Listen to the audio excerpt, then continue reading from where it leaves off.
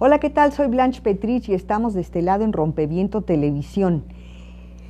Siempre es muy interesante seguirle los pasos a los corresponsales extranjeros que cubren la información en México, sobre todo cuando son buenos corresponsales, no todos lo son.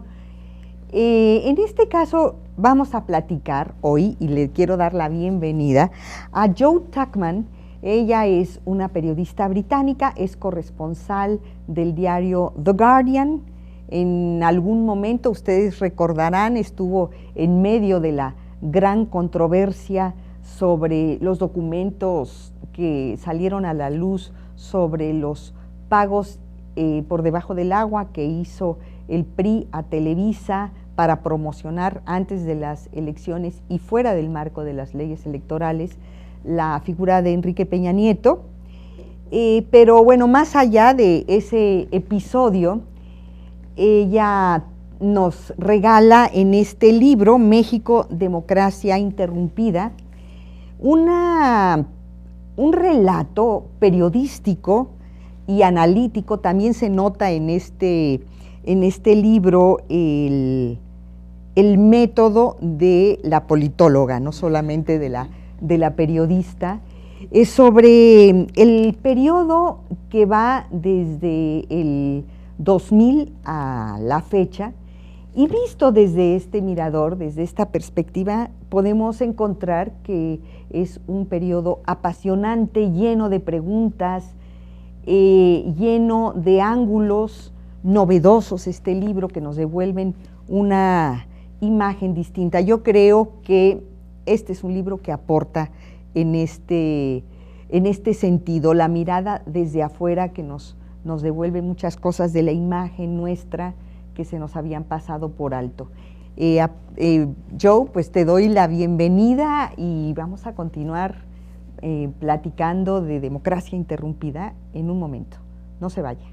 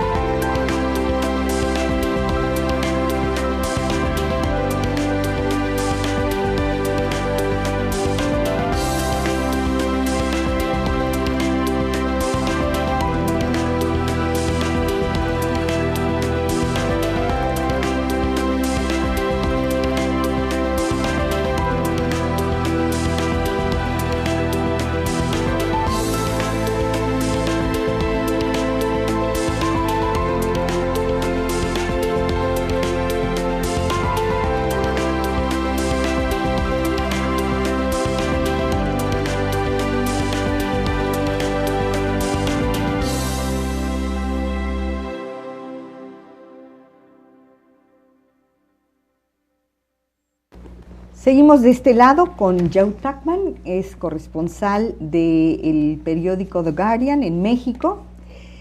Jo, ¿cuándo arranca el libro y cuándo le pones el punto final? Ay, bueno, primero muchas gracias por la invitación, Blanche. Muchísimas gracias. Arranca el libro, o sea, cuando empiezo a escribirlo, me propusieron en una casa editorial de allá, Yale University Press, me propusieron, o me pidieron si yo tenía alguna propuesta de libro, por ahí de 2009. Y originalmente mi idea era hacer una colección de reportajes extendidas, no sé, como corresponsales. La tendencia es que vemos muchas distintas historias, ¿no? O sea, que tú sabes, ¿no? Se ves un poco de todo y te acabas con mucho material que nunca usas, ¿no? Porque también un medio internacional nunca va a tener esa misma interés en el detalle, ¿no? Claro. Entonces te quedas como alborotada y fascinada con todo lo que vas acumulando. Entonces la idea original era hacer una colección de reportajes extendidas y presentar el libro como fotografías, ¿no? O sea, de un momento en México, un momento fascinante, pero nada más eso. Pero conforme que cuando empecé a escribirlo, sí me daba cuenta que había un marco detrás, una sombra detrás, cosas que unificaban las historias. Entonces de ahí como repensé el libro y lo traté de poner en ese marco, ¿no? de la democratización interrumpida. Y lo termino al principios de la versión en inglés lo terminé en principios de 2012, después con la traducción lo actualicé. Ajá. ¿Y hubo algo que agregarle pues hubo las elecciones de 2012, ajá, claro, hubo los primeros meses del regreso del PRI, claro. Que más o menos ya se figuraba, ¿no? Antes, o sea, no era gran sorpresa, ¿no? La verdad, o sea, 132 no existía, ¿no? O sea, cuando terminé el libro, o sea, sí actualicé algunas cosas, no cambié, había pocos cambios con lo que yo había ya pero escrito. es un añadido muy importante. Es un añadido, o sea, pero nada que había pasado después realmente me hizo cambiar lo que había pensado o las conclusiones a las cuales había llegado antes. Y ahora que está caminando el libro ya en los estantes de las librerías, puedes relajarte, mirar un poquito a la distancia y, oye, ¿qué periodo te ha tocado describir? Es un periodo bastante redondo, ¿no? Es el principio y no el final, pero más o menos sí es un pedazo muy simbólico, muy significativo de la historia contemporánea mexicana. ¿Cómo lo ves tú? Como que a nivel personal y profesional lo veo como casi un privilegio, ¿no? Poder redundar las cosas, poder ver cosas así. Tampoco creo que la historia se haya terminado, ni ha sido como un círculo, ¿no? O sea, siento que si las cosas en 2000, las cosas ahorita son muy distintas, es por lo que ha pasado en medio. Cosas que el balance no es tan positivo. Sí creo que hay cosas positivas por allá, pero el balance no es tan, por eso está interrumpido. Por eso intento con la palabra interrumpida transmitir la idea de algo que se frenó, que se podría desenfrenar, no algo que necesariamente se perdió. Tienes una expresión que a mí me parece genial. En el periodo que describes, 12 años del PAN y el balance que me parece que tú haces, el análisis que tú haces es demoledor para el PAN. Pero hay una frase que me gusta mucho cuando describes el periodo de transición, Fox terminando su periodo y legando la presidencia a Calderón, y Fox con esa verborrea con la que terminó, que decía, el verbo y el sustantivo de México hoy es la democracia, y tú le agregas, claro, pero le falta una gramática, ¿no? ¿Qué quieres decir con eso? Que era mucho bla, bla, bla, o sea, al final realmente con el sexenio Fox nos quedamos con la idea que realmente no le interesaba la política, ni mucho menos la democracia, o sea, se hizo tantos esfuerzos para llegar al poder y no le parecía interesar mucho. Entonces, si ni le interesaba el poder, ni mucho menos le interesaba realmente empujar la democratización para que fuera, para que pudiera llenar los espacios que el Estado debilitándose estaba dejando. Y eso era fundamental, o sea, eso era la plataforma para ir adelante, y no se hizo. Y no se hizo. Y el costo fue que Calderón, aparte de sus propios errores, no tuvo el país ninguna alternativa para continuar una vida democrática fuera del PRI, de alguna manera, ¿no? Sí, pero también yo creo que cada presidente que llega si bien no tenía el poder de presidentes en el pasado, tenía bastante poder. Y lo que pasa con Calderón, yo creo que sí, no hay duda que él sí quería el poder. Y quería hacer algo con este poder y pudiera haber hecho sus esfuerzos de otra manera de que los enfocó. O sea, ahí sí él, o sea, simplificando obviamente, ¿no? Pero sí el mayor carga de culpa, de responsabilidad que debería llevar Fox es de ausencia o de no hacer. El Calderón es hacerle la cosa equivocada, pues, o sea, enfocar en una estrategia equivocada que hizo todas las cosas peores en cuanto a seguridad y olvidar todo lo demás, más o menos. Es muy impresionante, me encanta la forma como eliges los términos para describir las cosas, y es muy impresionante. El periodo panista tiene como título Yermos políticos. Los yermos, la nada, de alguna manera, ¿no? Las palabras sin gramática no construyen. Sí, o sea, un pantano, ¿no? O sea, y no es, o sea, no es solamente los presidentes panistas ni los gobiernos panistas. O sea, yo creo que la responsabilidad, aunque o tampoco solamente el regreso del PRI y Enrique Peña Nieto. O sea, yo creo que toda la clase política. Toda la clase política. Obviamente los presidentes llevan una responsabilidad especial, pero toda la clase política decepcionó en una manera muy fuerte. O sea, no fue capaz de renovarse, no fue capaz de democratizarse, no fue capaz de aceptar realmente la necesidad de transparencia, ni mucho menos de rendición de cuentas.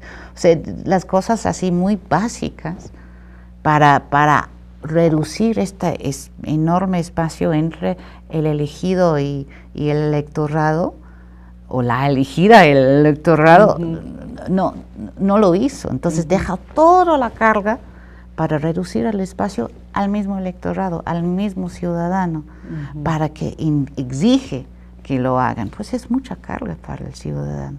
Claro. Ahora, visto así las cosas, parecería que tienes una visión catastrofista de México. No lo es, efectivamente no lo es. Entonces, bueno, vamos a continuar con el tema, y también seguramente van a querer saber quién es Joe Tuckman. Continuamos, no se vaya.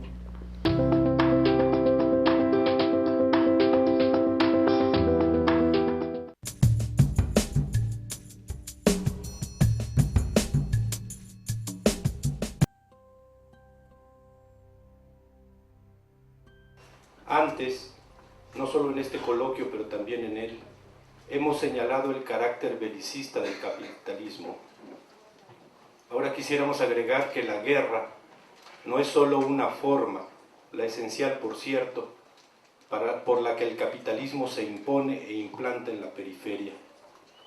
Es también un negocio en sí misma, una forma de obtener ganancias. Paradójicamente, es en la paz donde es más difícil hacer negocios. Y digo paradójicamente, porque se supone que el capital necesita paz y tranquilidad para desarrollarse. Tal vez eso fue antes, no lo sé. Lo que sí vemos es que ahora necesita la guerra. Por eso, la paz es anticapitalista. Lay down your sweet and weary head.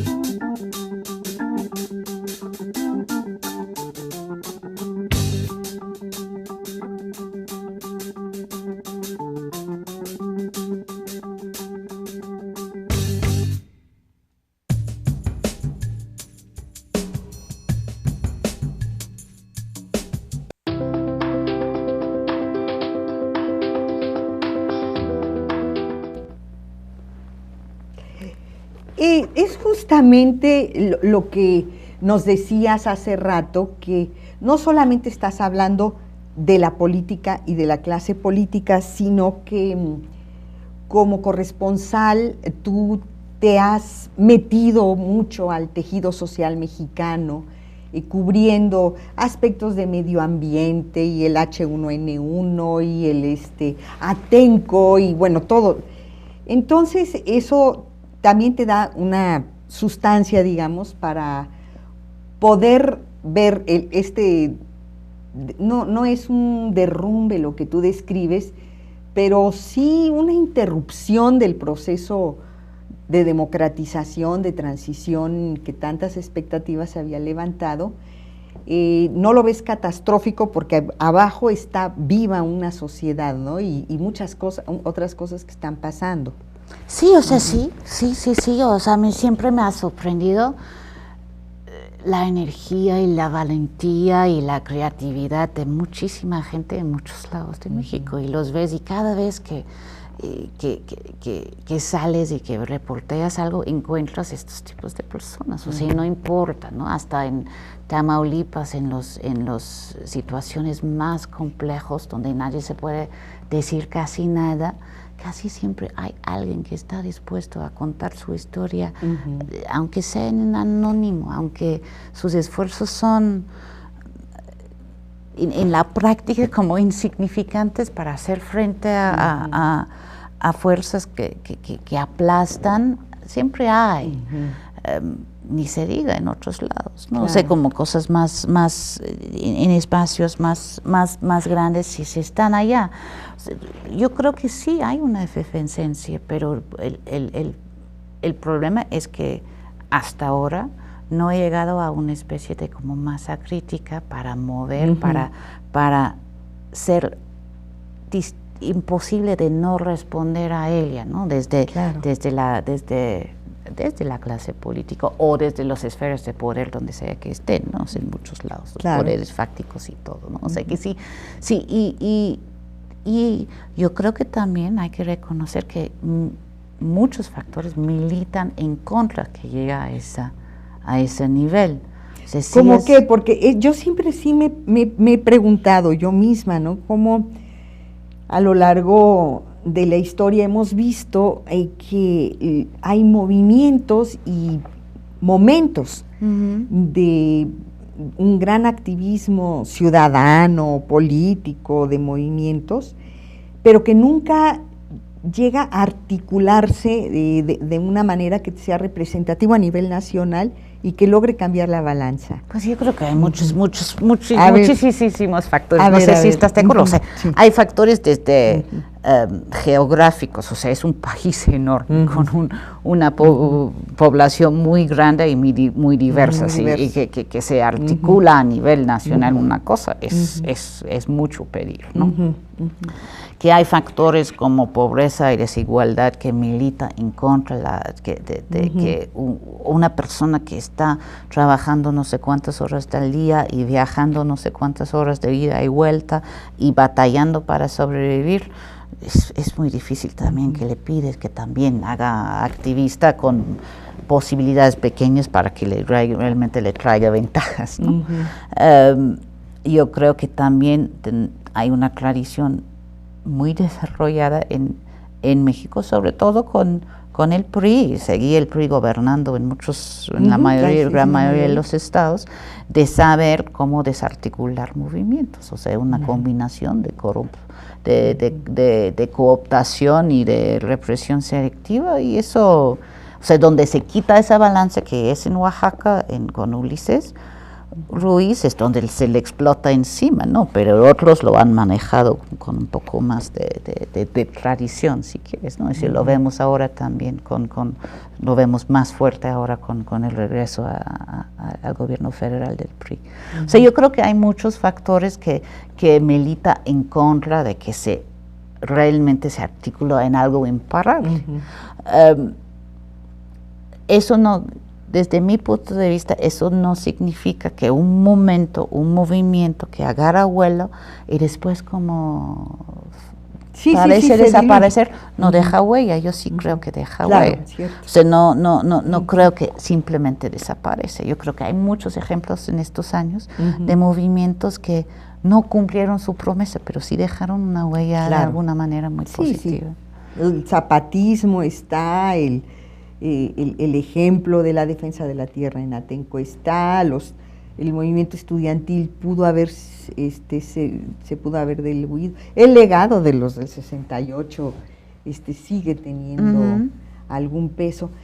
Yo encuentro en ti, que me parece una mezcla muy interesante, una buena periodista. Gracias. Pero ese tema de la curiosidad, de tu capacidad de asombro, de poder recoger detalles y aspectos que muchas veces ni siquiera nosotros mismos lo registramos como algo importante, con una formación que no solamente es de periodista, ¿no? Tú eres politóloga. Antropóloga social. Antropóloga social. ¿Cuál es tu formación profesional? O sea, yo estudié, la licenciatura lo hice en antropología social, y yo creo que eso sí deja huella. Claro. Si hay alguien que lo haya estudiado allá, sí te marca. Claro. Sí, hice una maestría también en estudios latinoamericanos con un enfoque político. ¿En dónde? En el Instituto de Latinoamérica de la Universidad de Londres. Ajá. En Londres. Okay. La antropología social lo hice en Edimburgo, en Escocia. Nunca estudié periodismo, no sé, eso lo agarré. O sea, lo empecé, me acuerdo muy bien cuando me di cuenta que quería ser corresponsal. Estaba en Bolivia haciendo una cosa antropológica, medio activista, con mujeres mineras allá, y salí de una entrevista con un líder minero y pensé, wow, o sea, que era una entrevista fascinante, me encantó, aprendí muchas cosas y dije, pero ¿cómo se puede hacer esto, tener ese tipo de acceso? Y sin hay que publicarlo, claro, ¿no? y además sin tener que comprometer tu vida a esto, ¿no? O sea, como un académico que tiene que nada más sobre un tema y te tienes que clavar y te pasas 5 años haciendo tu doctorado y no sé cuánto. O sea, y periodismo te da este lujo, ¿no? O sea, de ser curioso y estar aprendiendo todo el tiempo sin tener que siempre ser experta realmente en un tema. ¿Y entonces das el brinco en ese momento o cómo? Más o menos volví, terminé mi trabajo, me fui a Centroamérica ¿Ya con The Guardian? No, me fui con nada, me fui allá y busqué qué hacer y terminé trabajando por el Financial Times y por AP. En Guatemala. En Guatemala y por publicaciones locales. ¿Y qué periodo cubriste en Guatemala? De 94 hasta 97, finales de 97. Y de ahí me fui a España. Que es el proceso de acuerdos de paz y un poco la posguerra, ¿no? Sí, sí, fue también un periodo muy, o sea, no era en el punto fuerte de las guerras civiles, pero todavía la sombra de las guerras civiles por todo la región, ¿no? Estaban allá muy, muy fuerte. Claro. Que de hecho siguen allá. Y luego España. Luego España, estaba con AP. Eso sí fue un trabajo más fijo, más de oficina. De agencia, ¿no? De agencia noticiera. También es una escuela interesante para el periodismo. Claro, o sea, yo también necesitaba entrenarme, ¿no? O sea, yo no sé entrenar como escribir las notas así, sin ponderarlos tanto y sin preocuparme tanto, ¿no? O sea, simplemente sacar la nota. Y sí, tuvimos era interesante, o sea, había cosas interesantes allá, el juicio, el intento de enjuiciar a Pinochet, todavía el conflicto en el País Vasco, Pero en general era una época en España de mucha complacencia con sí mismo. O sea, era difícil como rascar y encontrar cosas porque la gente no te dejaba, no había mucho interés en esa época de mirar más a fondo. Yo me aburrí, la verdad. Entonces busqué dónde ir y miré a México y yo pensé, pues si el PRI pierde, va a ser una nota espectacular. O sea, voy a tener primera fila en algo muy histórico y por eso vine a México. ¿Y lo fue? Sí, lo fue. Y nada más que después el balance ya te llevó a otros derroteros, ¿no? Bueno, pues vamos a continuar un momentito, no se vaya, estamos de este lado en Rompimiento Televisión con Joe Tuckman y su libro México, Democracia Interrumpida.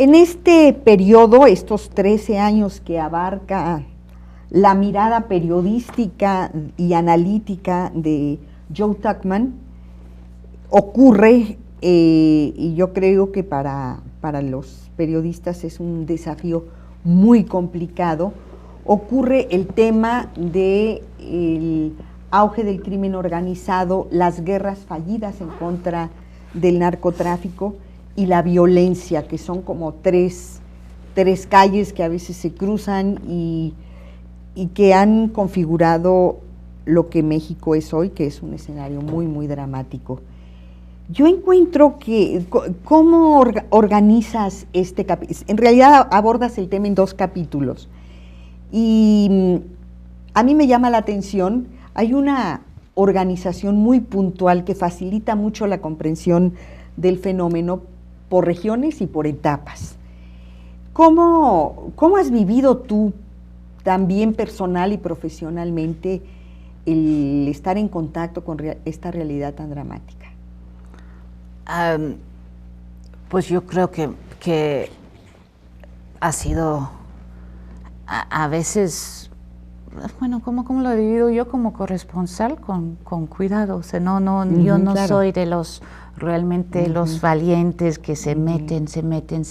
O sea, me he metido un poco, pero siempre que me puedo salir, no no metido con los riesgos que se han metido algunos otros corresponsales, como Alfredo Corchado, y ni mucho menos lo que viven los periodistas locales que viven allá. O sea, entonces, a nivel de dificultad para cubrir, ha sido difícil en el sentido de las limitaciones. Claro. Yo no he, la verdad, yo no he desafiado demasiado estas limitaciones. O sea, sí me he metido en Michoacán, en Tierra Caliente, o sea, sí he estado en Tamaulipas, en Sinaloa, en Guerrero, pero sí, no me he arriesgado demasiado, la verdad. Pero hay una documentación muy puntual de este periodo. ¿Investigas los orígenes del Sí, lo que intentaba hacer, es lo que yo me di cuenta, y muchas veces cuando escribes, tú sabes, o sea, cuando escribes para un medio extranjero, tienes pocas palabras, y es una situación tan compleja, y tienes pocas palabras, y además tienes un público que realmente su nivel de interés es limitado, ¿no? En un país tan lejos. Para entender la complejidad y la dinámica. Y lo que sí entendí a través de estos años son las guerras del narco. No es una guerra, son muchas. Y responden mucho a las dinámicas locales. Y sí hay un fenómeno nacional, pero no los puedes entender si hablas a nivel nacional siempre. O sea, tienes que entender esto como una suma de varias partes que están en los mismos actores, están en distintos papeles. O sea, no es lo mismo Sinaloa, Chihuahua, que Michoacán, que no sé qué. Y muchas veces se simplifica demasiado, se simplifica, no se sabe quién está peleando contra quién, por qué. O sea, se simplifica también, yo creo, desde el lado de... O sea, sabemos que es un fracaso la estrategia.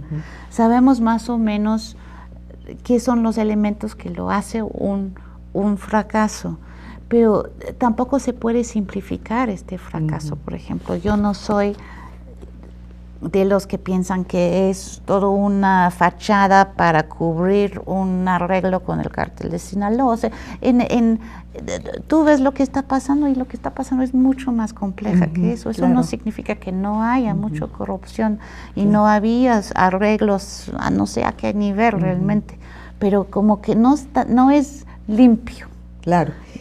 Yo creo que un desafío complicado para la prensa a la hora de cubrir estos temas es que, por ejemplo, para describir las dinastías o los linajes o el árbol genealógico de los distintos carteles, muchas veces la única fuente disponible es la narración de la policía o de las fuentes oficiales, y contrastar o buscar una visión que haga el contrapeso desde fuentes independientes es prácticamente imposible. ¿Cómo resuelves tú este dilema? Pues depende de dónde, ¿no? O sea, por ejemplo, en Tamaulipas es muy complicado porque la gente es muy difícil que hablen, pero si puedes sacar algo.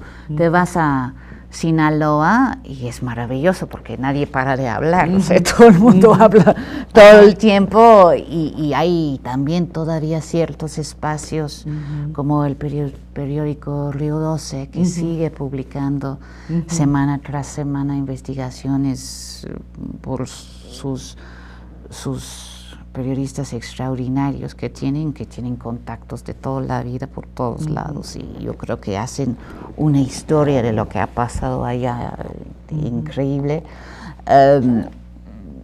Yo creo que Michoacán, no sé si Michoacán sí te platica, o sea, sí puedes entender.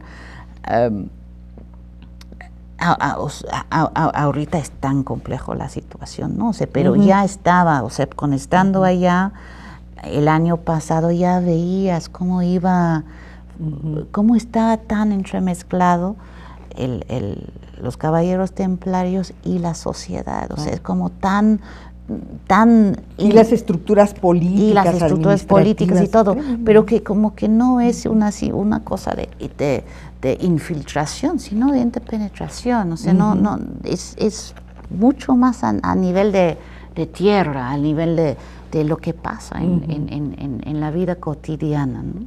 Entonces yo creo que vas poco a poco viendo los pedacitos del rompecabezas y tratas de formar una narrativa más grande que más o menos tiene sentido, pero tiene que respetar la complejidad de cada parte, de cada región. Y Tamaulipas, que me interesa que nos detengamos ahí porque es la zona de silencio, es también la ausencia, una zona donde pasan tantas cosas tan terribles ante el silencio de los periodistas locales, ¿no? Pueden haber muchas razones, pero es cierto. Tú fuiste a Tamaulipas, ¿cómo pudiste trabajar en ese medio tan complicado? La verdad que me hubiera gustado pasar mucho más tiempo en Tamaulipas para poder entrar más a fondo. Sí, fui con la ayuda de gente allá, o sea, que me podía ayudar a contactar con otra gente. Sí, también sigo manteniendo ciertos contactos para que me platican lo que está pasando. Pero sí, Tamaulipas, el silencio es terrible. O sea, realmente, ¿quién sabe cómo se va a escribir la historia de lo que pasó allá? O sea, yo espero que en algún momento sí va a ser historia. Va a ser una historia terrible, pero que hay que, de alguna manera, preservar esta historia, o sea, saber lo que pasó, recolectar lo que pasó, porque ahorita nadie está realmente dando una crónica realmente de lo que ha pasado en Tamaulipas en estos años. Y también lo que encontramos, Joe, no sé tú cómo lo estás viendo, en Sinaloa, en Chihuahua, en Michoacán, en muchos lados, Coahuila, las voces de las víctimas de alguna manera se han podido articular y hacer presencia, y en algunos casos incluso conquistar una visibilidad mediática muy importante. Y en Tamaulipas es como si no hubiera víctimas, ¿no? Sí, recogen los cuerpos, desaparecen los cuerpos y ya. Y la gente se queda callada. Sí, o sea, es tan fuerte, tan real el miedo y tan justificado, pues sí. Entonces, por eso sí, en algún momento sí hay que ir a recoger esas historias. Claro, tú describes, como tú dices, de una manera sintética, pero muy interesante, muy puntual, el tema del conflicto Zetas, Cártel del Golfo, las dinastías que están ahí. Tú dirías, ¿a qué le atribuirías ese silencio?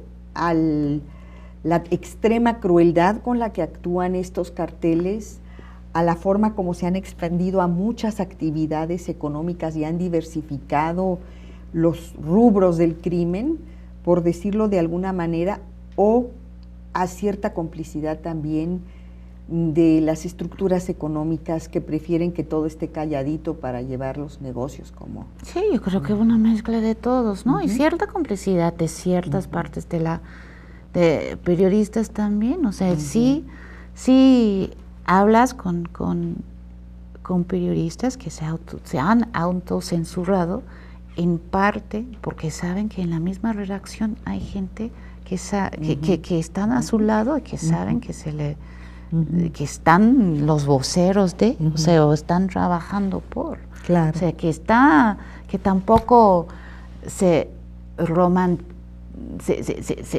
purifica demasiado. O sea, cualquier institución, cualquier grupo, cualquier como organización está vulnerable a una penetración de esta mezcla raro de poder, que es ilegal y que llenó los espacios que dejó el Estado.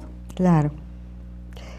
Ahora, en la contraparte de esta historia es que ha habido un movimiento de víctimas. Como tú decías, son movimientos que de pronto crecen como la espuma y de pronto se dispersan, pero ahí están, ¿no? ¿Tú cómo ves en México esta incipiente organización de las voces de las víctimas y su posibilidad de hacer una diferencia en esta historia? Pues yo creo que es fundamental. O sea, yo creo que siempre hubo estos voces, yo creo siempre estaban. Yo creo que el movimiento de Sicilia les da un espacio, y hubo un momento en el cual parecía que este movimiento sí podía incluso forzar un cambio de estrategia.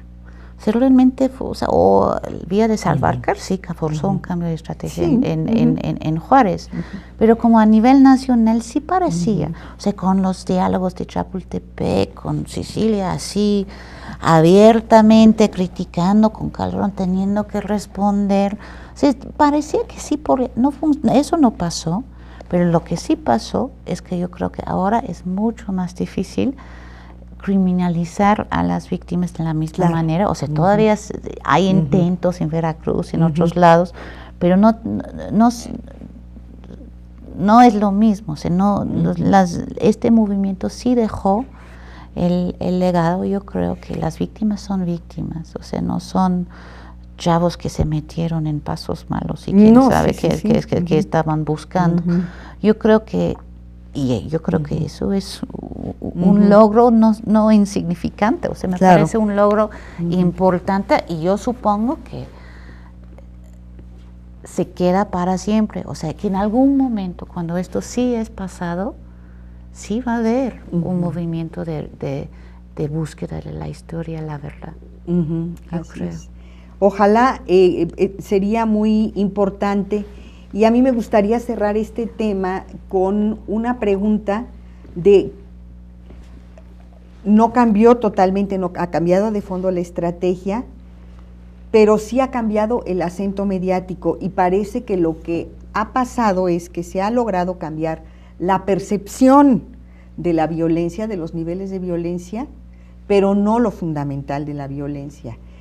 Solo que vamos a dejar en el aire un momentito esta pregunta y volvemos después de la pausa. Siga con nosotros.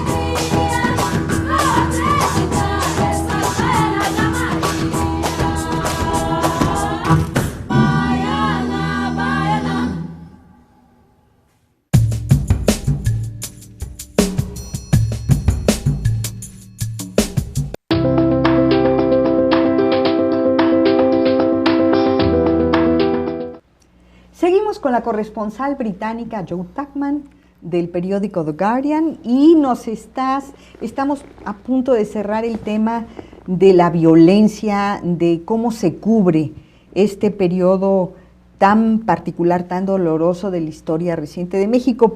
Para los periodistas, nacionales, internacionales, es una experiencia límite de alguna manera, inesperada y que a muchos nos ha rebasado.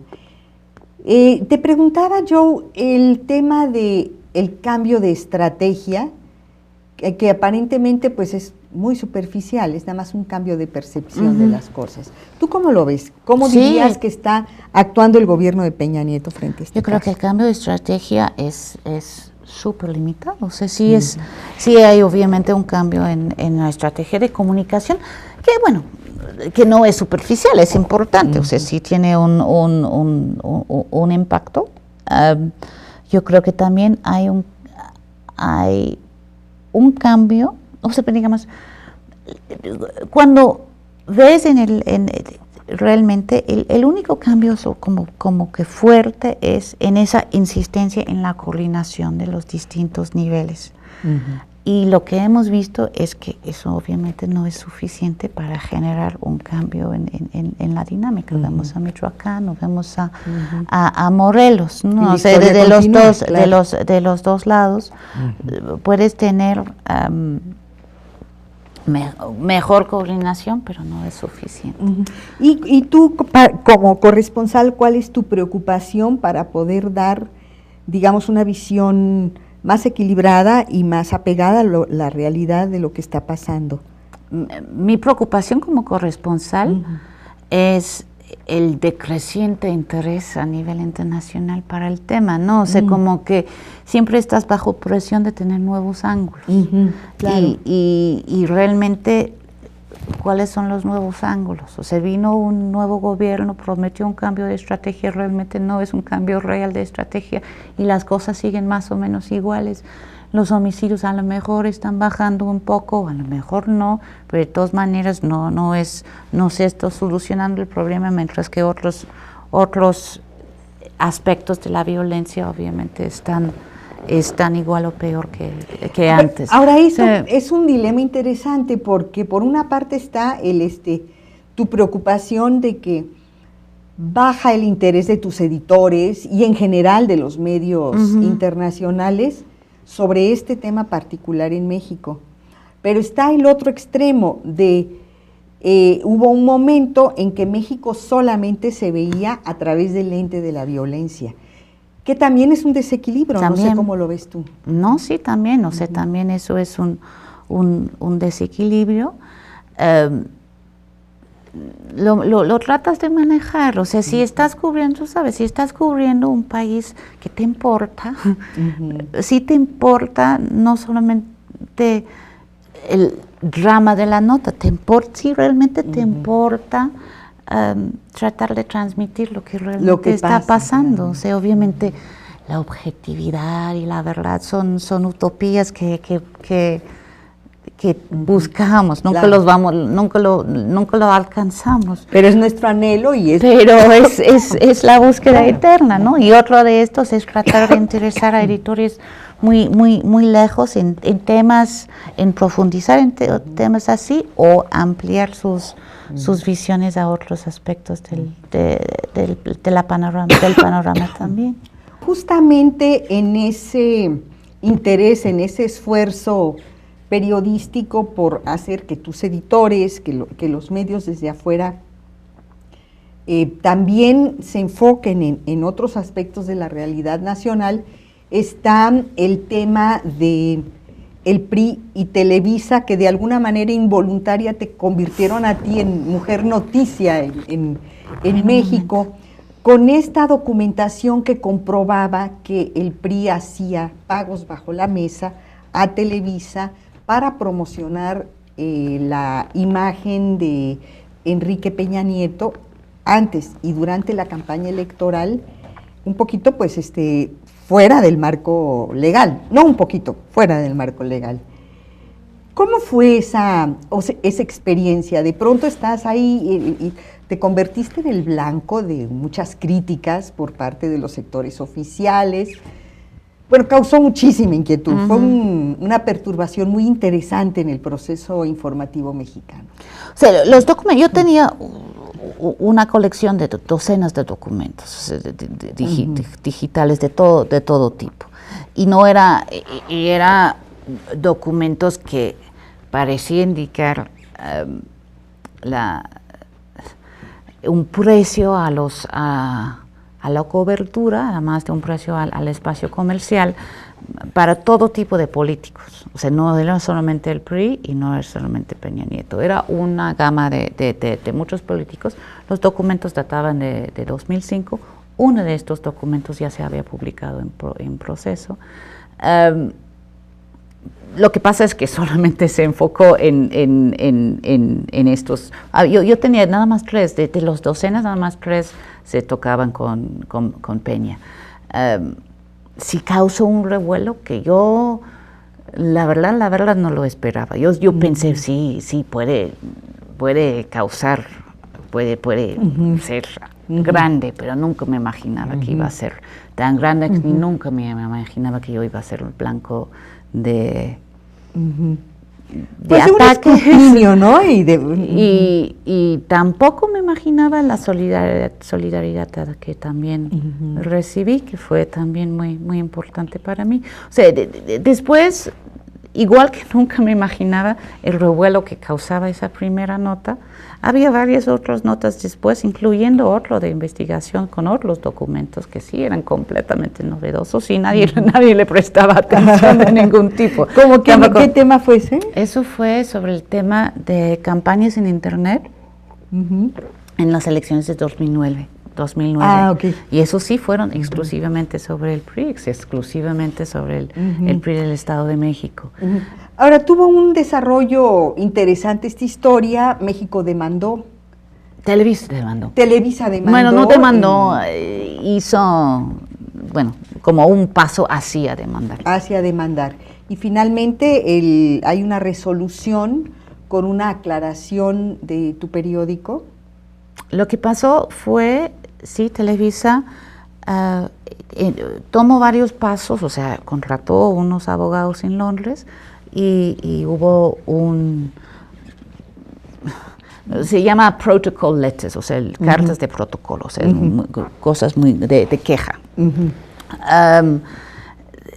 Entonces sí estaba latente un juicio de difamación y se llegaron, o sea, los altos ejecutivos de Televisa y los altos figuras en The Guardian llegaron a una declaración conjunta. En esa declaración conjunta The Guardian reconoce que no podemos probar 100% la autenticidad de estos documentos, cosa que ya habíamos dicho en la primera nota, o sea, es imposible. Y también reconoce que el IFE había fallado, que no había ningún problema, lo cual es cierto. También. No hay una disculpa, las notas siguen allá, sin correcciones, sin cambios. Se reportó aquí como si fuera una disculpa. Sí, es una declaración conjunta en la cual los dos lados están de acuerdo, pero no se quitaron las notas. No, claro.